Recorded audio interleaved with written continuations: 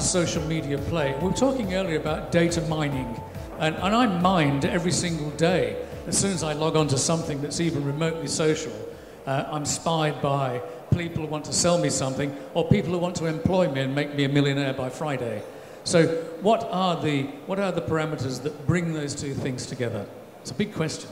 I guess there's two big things that have really changed in terms of what we do as an advertising agency, you know, that tries to kind of uncover human insights to deliver better communications. I think one is the volume of data that we've got, you know, the sheer amount of information that we're actually gathering about consumers. But the big thing for us, I think, is the speed with which we can identify sentiment and react to it as well. And so I think for us as advertisers, you know, the days of the madmen sitting around like smoking a cigarette and wondering what the housewife of today is thinking about, the world's changed so incredibly quickly where we can actually know what she's thinking about right now in order to be able to communicate to her better. And I think that's opened up a lot of really interesting platforms for us in terms of creativity and our ability to react to what is actually happening on social media. What has tended to happen, okay, talking with my previous hat on as a broadcast researcher, is that social media and big data has come together to just cause this huge confusion, right? Everyone's very excited about big data and everyone's very excited about social media. Now, you were saying that as an advertiser, you're trying to understand people, who your target audience is. Now, social media has helped us to be able to understand some more about people who are more, you know, I guess, obvious in sharing what they think.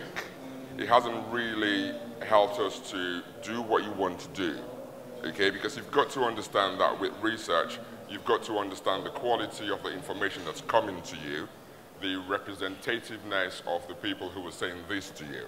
So what big data has done for us is help us to be able to analyze lots more data, okay? So I'll give you an example. When it comes to social media content, there are two types. There's the manifest content, which is, you know, you can count the number of tweets, you can say who has contributed what, but then there's the latent content, which is when you're trying to understand the meaning behind the words. So what's happened in the last few years has been this clash of our big data vendors. You were saying people coming to sell things to you. I can't count the number of times people have come to us and said, we have this fantastic system that can help you to analyze stuff on social media. But it's still lagging behind. That hybrid hasn't yet been found. So I'll say in conclusion, it's still pretty much confused. If we go back to basics and we understand how research really needs to work, and we understand what data, what quality of data we have, and especially what social media is not, then we'd be able to have a proper conversation about how to use social media in the context of big data. Well, let me start by 3 data points. Basically, according to IDC, 90% of the world data today was created in the last 2 years. I want us to think about this number. So if we go back 2 years, 90% of the data today didn't exist. It was generated in the last 2 years only. The second one is coming from Microsoft, from the trends that we see, and it is about the future spend until 2020, where it's forecasted that 45% of the IT spend is going to the cloud, which releases many of the constraints that we have on storage, compute, and so on and so forth. And the last but not least, which builds on Yousef's point, is from Bain & Company, which is based that companies who use the insights, the blend of insights from the internal business data and the social data will be able to make decisions 5 times faster than the other companies, which will give them access to a huge market that doesn't exist. So for me, it's from my point of view, it's always about 3 questions really. One is everybody in the organization who has the right to access the data able to see the blend of internal data, whether it's the internal finance or sales or HR, and how it correlates with the social data streams. If we take an example for this conference, are we able to look at the sentiments coming out of the social media, blend it with how many people are walking in the room, and really take decisions as we go? So that's it's agile. The second thing is most of the people that actually work on that are not necessarily data scientists. They are people who take decisions that are business decisions, but not necessarily data scientists. So how can we bring to them tools that they use every day and they are able to get the data insights? And last question, but not least, is how much are we going to invest to make sure that we get all that infrastructure and data and so on, whether we're doing it on the stream analytics or we're doing it as latent content. So these are the three questions I would go with. You've probably ended on a good one, Ahmed, there, when it comes to the investment, but also the value for the organization concerned. Now, all three of you are innovators in terms of what to do with data. A question I'd like to ask is other work that I do here, and I was just discussing this with one of my colleagues in the audience. In terms of social media, I have found about 70% of CEOs or other C-suite executives who are either starting a business or taking their business to the next level all say, yeah, we've got to be in social media. We need that data, we need that information, but have no clue how to manage that. They have no clue how to fish for it. They have no clue how to mine it. They have no clue how to put any action points into place to get the data, let alone analyze it and use the results for a value add. So I know that you all work for organizations. What would you say to organizations here who are looking at the correlation between social media and big data in terms of how to manage it from the ground up? If you know what you're getting into social media for, you're less likely to trip up and waste time and money. So if you start off by saying, we want to talk to our consumers, that's one way of using social media. And you have to be very careful because there are certain rules that you have to follow. Not every brand belongs in some of the social media platforms, right? Then there's the whole very important use of social media. We want to listen to what our consumers are saying. There's the third part. We want to know what's being said about us from a PR point of view so that we can manage our reputation. All of those three things are quite distinct, and you have to know how to go about it. I saw, as you do, I saw a link on LinkedIn in which a very respected VP of research for a very big media company in the States was advocating that if you wish to speak to Generation Z or the millennials, you've got to whisper or you've got to go Snapchat. My point on this is no sooner do you get to grips with Facebook or a particular platform, there's always something, okay? What that means is that it belongs to the people out there. It's not for the companies to want to try to control. So if you have that in mind, that's what social media is for in that context. Now comes the dangerous part. If you want to use social media to drive your consumer insights, you better know what you're doing, because you've got to go back to base principles of research methodology to know exactly what social media data is not. And that's where many people tend to trip up. And a lot of these conversations are being driven by very smart innovators, technologists, big companies like Microsoft and Oracle, and people who've got the computing power. It's not about the computing power. Yes, it's fantastic. It helps us to analyze at great speed, great volumes of data. But if your sampling framework is wrong from the start, the insights that you're getting from social media could be very misleading. Can I put that question also then to Yousef? Obviously, social media is very, very important to manage properly and correctly. So do you agree or disagree with what Abim has said, or do you want to, is there anything you can add to that? I do. I think what he said, I think what's really important in what he said is that, you know, you can't think, you got to be smart about how you look at the data you get. You know, if we looked at the UK elections, for example, you know, Labour got pummeled. And a big part of the reason why was because they said, oh, everybody was listening to social media, and everybody's going, yeah, labor, this is going to be great. But they realize there's a huge demographic that votes that isn't on Twitter and Facebook and whatever, and voicing their political agenda. So it's really important to be quite mindful of the fact that, you know, social media can feel like a bit of an echo chamber sometimes. I think for us, though, given that we work with a lot of consumer brands, and a lot of them are very youth-oriented consumer brands, for us, social media sentiment is a very healthy barometer of what's working and what's not. We find that out very quickly.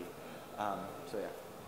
It's about the analysis of data as well, I would imagine, isn't it? It's from a Leo Burnett point of view, where would you see the data being managed in the way that's going to be more cost effective for the end user?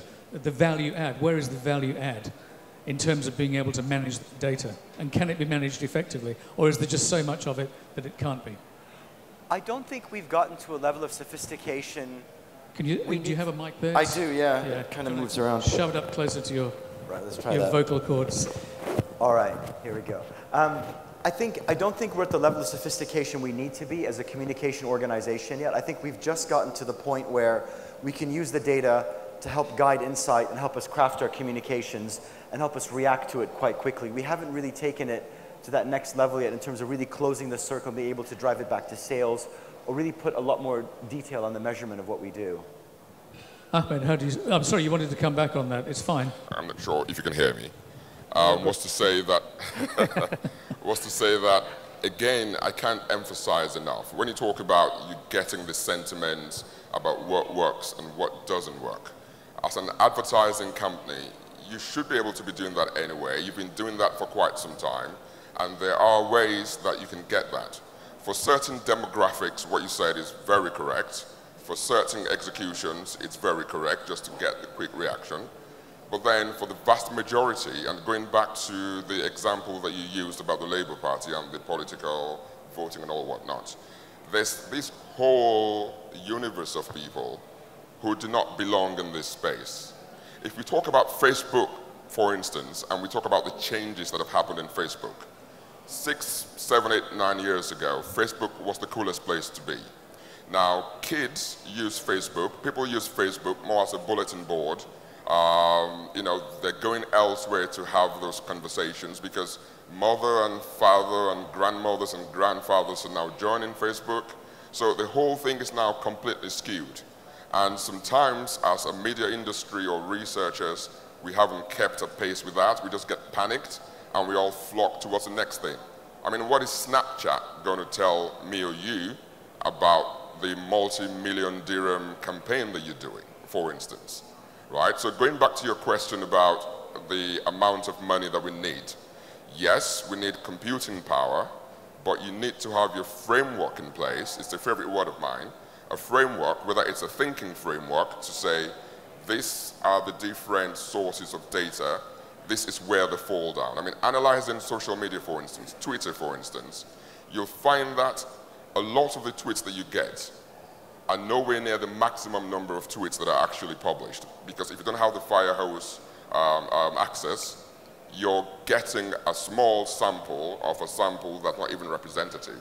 So you've got to be very careful about what you do with social media and not let big data lure us into that whole we have the solution thing. We haven't gotten the basics right yet. It's useful, we love social media, but we need to be careful what we're using it for. I think we've come full circle there because that really was the initial question posed. Let me ask Ahmed then, from your point of view, from a user experience point of view, let's go back to the big data analysis and use. From a user point of view, what would you say to, again, people in the audience who are running corporations, they're running companies, and they want to maximize the value of the data that's coming in, whether it's coming from social media and analyzed properly, or whether it's coming from other sources and analyzed in whatever way. How do you sell? How would you sell to them the benefits of a data analytical product that they could use? I would actually start with 2 keywords and build on these. It's about the transformation. I love the analogy that Yousef took earlier about Mad Men mentality because if you're going with that mentality, I mean, it's not going to happen. It's a different world, if you will. And the other keyword is blend. So yes, I totally agree. I mean, if we look at the boundaries between social media data and the traditional enterprise way of doing business, they don't overlap in many organizations today. They are starting to. So there is a level of blend, and it's very situational. So like Abim said, I mean, you can't just take social media into every scenario and just push it. For some of the products that or services that address certain demographics where social media is being used, you will get a lot out of that. For some other products, maybe not so much. But the fact remains is there will always be a blend. So this is why I want to focus on blend and transformation. How much of a blend? This is something where most organizations can decide on their own. Maybe they use some services from other organizations that have experience in that. But there has to be a decision about how much are we going to rely on the data coming from social media. The other part of it is the transformation part. So again, I mean, we're living in a world where, for example, if we talk about product launches, it used to be that when companies launch a product, there is a huge event, everybody is getting in, it's a huge celebration, but it's a moment in time, and then it stops. In the world of social media, things continue, and things maybe actually grow exponentially after things. And if you don't manage that, whether listening to it and on one side trying to tweak, as Yousef was saying, the advertisement campaign, I mean, if we have really bad campaigns, I mean, if you listen to the history of marketing and you listen to some of the big lessons, if they had the access to the early analytics, and so they can change quickly, being agile, that would have been something very interesting. But if they later, when they get the data and start digging into it for deeper meaning, then they can actually innovate in the first round of product. You know, the social media sentiment against the brand has been A, hilarious, but B, quite staggering. You know, but it's still up in 200-meter high billboards, and it's probably not going to change. But I find it very interesting to see how quickly people have ganged up on that brand, and really everyone's kind of gone in for a proper old punch up with it. Yeah.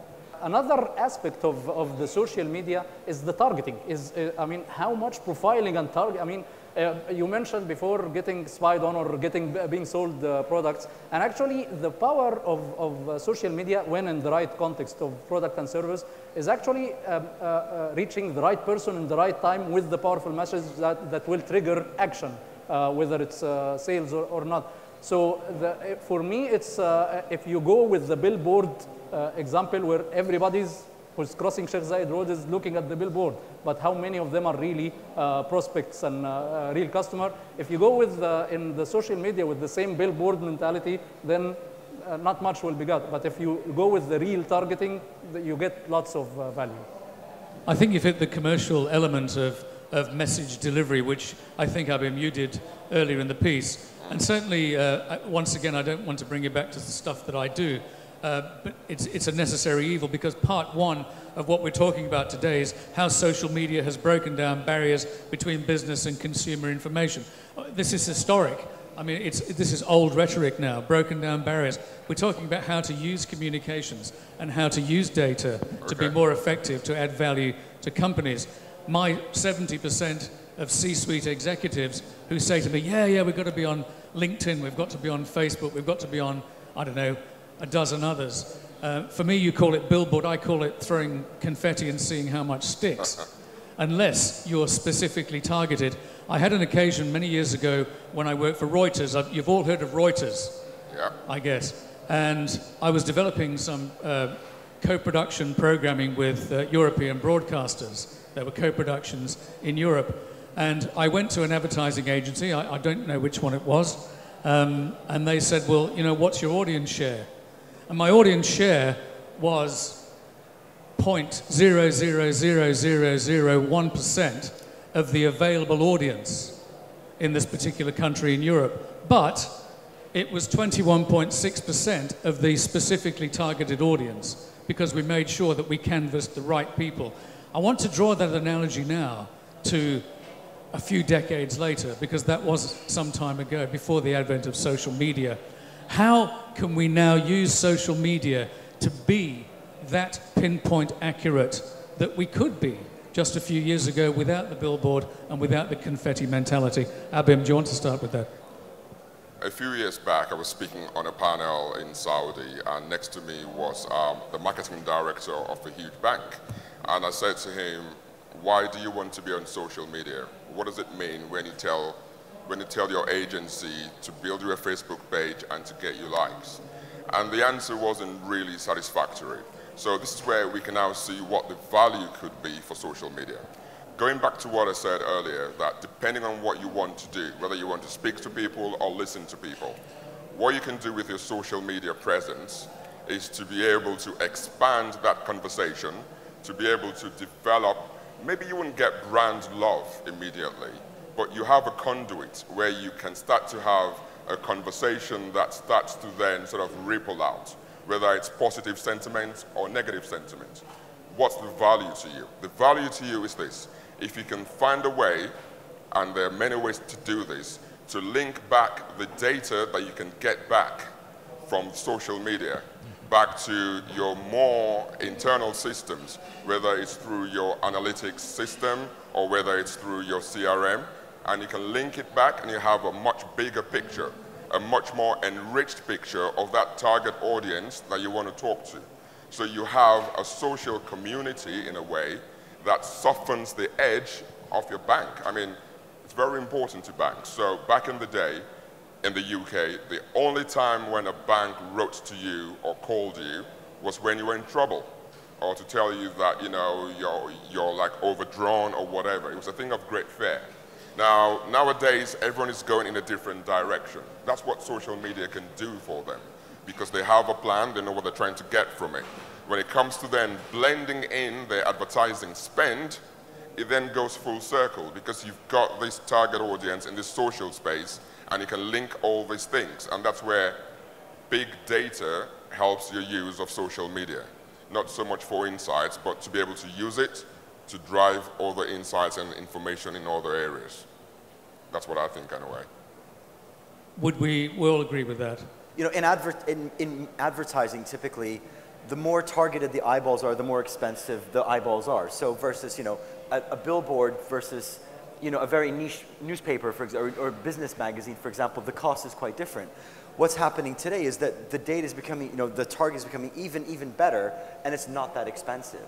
And the level of sophistication that advertisers, the advertising platforms like Facebook offer you today in terms of kind of really quite detailed micro-targeting, sequential advertising, where they know what you're watching and they kind of chase you around the web and keep showing you different ads. And the level of sophistication that we have today is incredible. The biggest challenge is, what are we actually doing with it? You know, we've had the internet for ages now, but there's been almost nobody who's actually developed any advertising in this region that's recognized the fact that you've got 392 million Arabs you can talk to. You don't have to show everybody the same ad anymore. You can actually customize it, you can target it, and virtually nobody is actually going still beyond, we'll make a 30-second TVC, and then we're going to adapt a campaign around it. And we're just as guilty of it as anybody else. This is really where I was getting to when I told my little story about that specifically targeted marketing, because those tools are available to be able to do that. Let me just ask the audience before we close this session. I will come back to you for your comment. Now, I know that you're all in the industry, so but perhaps you're not in the commercial frame as much as some of your colleagues are. But how many of you belong to companies where you're really not sure of how to use social media, and you're really not sure of how to use the pinpoint accurate targeting that can be used nowadays to get the message across to your specific target audience? How many are willing to put their hands up and say they're not sure that their company can do that effectively? Do you want to tell me why not? I'll put you on the spot, not to embarrass you. I mean, I can. Sorry, my name is Ahmed. So again, I'm reflecting on what Abim was saying. Is like, social media is great. You can connect with it, with the people. However, what Snapchat would give you in terms of connecting with the customers, and if we see how the whole, or the change in the dynamics of the social media, we see things like Snapchat, we see recently Periscope, which is trending big time. It has been developed by Twitter. Once it has been launched, we can see more and more users coming into it. How can we bring back any data from there? So with this whole changes coming into the game, it's very hard, or a lot of uncertainty is coming into the play. I'll take another way to answer it, but we'll get there to then, and let me know if I don't make it.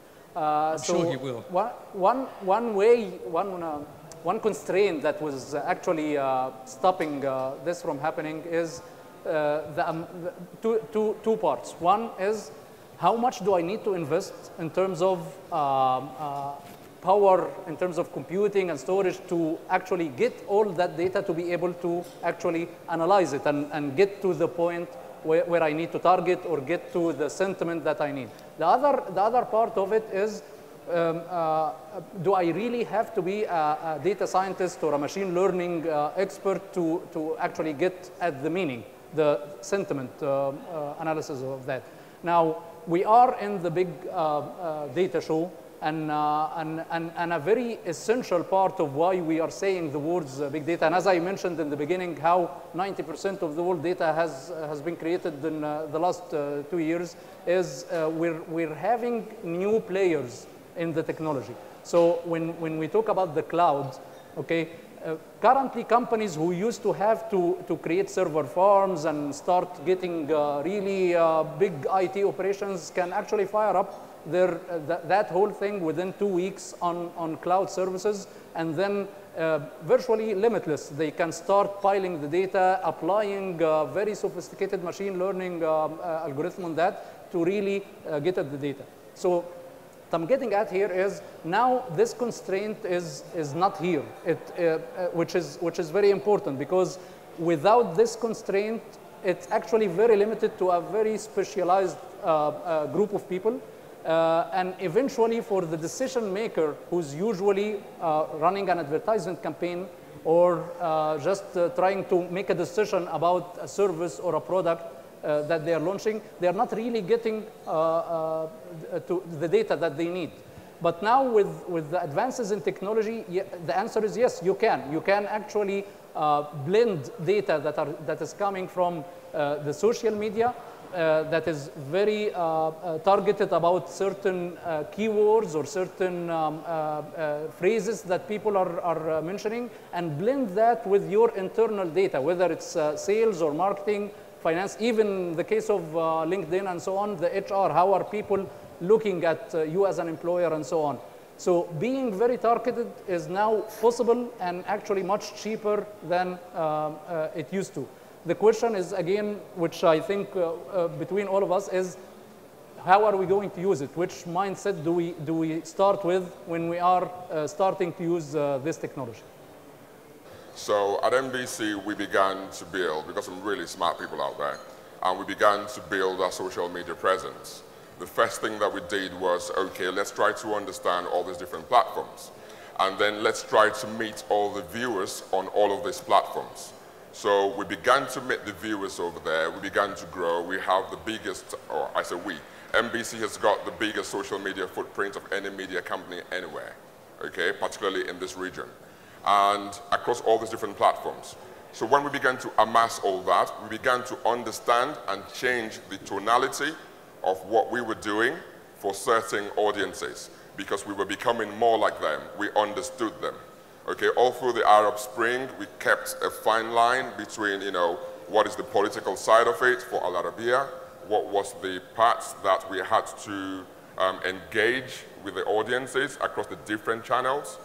It's very important to MBC during Ramadan, okay, not because we haven't researched what we should put out there, but because we know how to talk to people. We're trying to know how to talk to people. And then most importantly, the value to MBC is of earned media. Okay, we can put messages out there, we can direct conversations, not in a sinister way, but instead of going to pay for advertising, we are now more or less on the same thought level with so many of the viewers. And the final thing, what we were doing as a team for the big data scope at MBC was trying to join all of these dots together. Okay. You've got the data that comes from the broadcast rating system. You've got our own internal data that tells us what we know from all our previous research. We've got a way using the universal ID of tracking people on Google Analytics Premium so that we know, we're building this picture of people. We've got the CRM. And then on top of that, we now have the social media information. So therefore, we can now connect and we have enough data to be able to build representative samples for different pieces of research that we want. So it works for us for listening, for talking, for reacting, for reputation management, for research, and for ideation. That's how you start to use social media. Big data helps you to do it. It's not the other way around.